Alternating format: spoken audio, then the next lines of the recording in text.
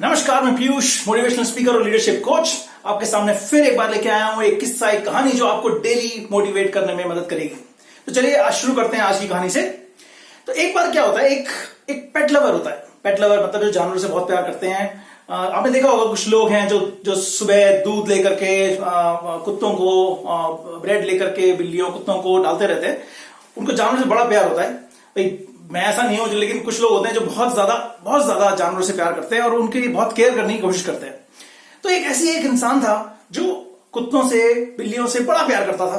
तो एक दिन वो कहीं घूमने के लिए गया, तो वहां जिस होटल में रह रहा था उस होटल से सुबह के समय जॉगिंग करने के लिए निकला। जब जॉगिंग करने के लिए वो निकला तो उसे कुत्ते के रोने की आवाज सुनाई दी। कुत्ता रो रहा था जोर जोर से। तो इसका दिल में एक अजीब सी भावना हुई कि मैं उसकी मदद करूं कुत्ते की, कुछ तो हुआ है उस कुत्ते को। उसको बड़ा अजीब सा लग रहा था। तो उसने कुत्ते को ढूंढना शुरू किया।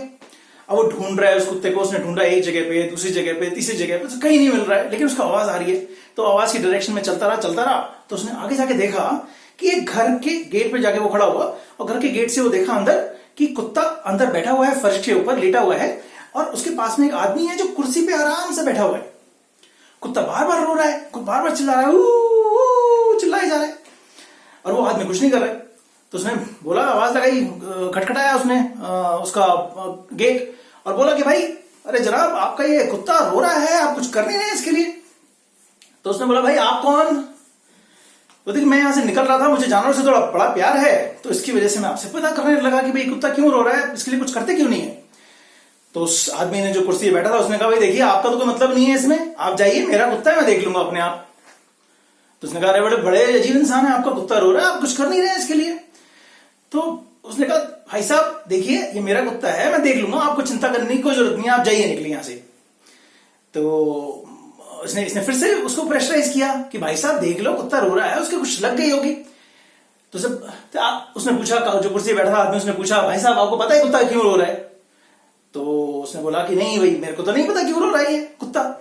तो मैं बताता हूं आपको क्यों रो रहा है। जहां ये लेटा हुआ है वहां पे नीचे एक कील निकली हुई है। जहां लेटा हुआ है वहां पे कील निकली हुई है, और उस कील पे लेटा हुआ है। तो उसको दर्द हो रहा है, और दर्द हो रहा है तो इसलिए वो रो रहा है।